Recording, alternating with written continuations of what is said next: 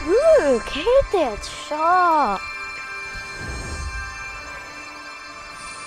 Wow!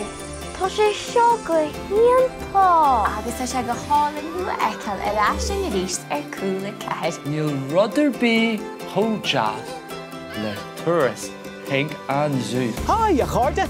Mr. John, tugam se ara de gach an bhí an sios sa zoo. Tá sé an bricfasta do an bhí an bhór fad. Well, a kind of breakfast that being Cúla4 an air on a share madden go dtí a host tróna. Seáling arís, scéal mór eile dar le deadal. Sin tusa, sin mar leachúpla dána. Is fólam leachúplaí dána.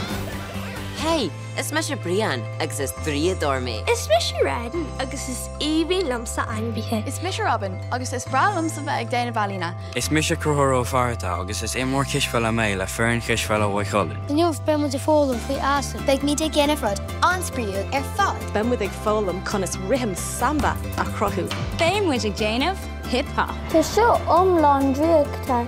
Feicir an méid atá déanta acu. Seo clas a dul mé ó my Uncle Ray. Áte dí mo chada sé. Ceart ar siúlagaí muideo. Cámuid bheith cuaramach. Cé tusa! Smis sem máda, muir na páirce seo.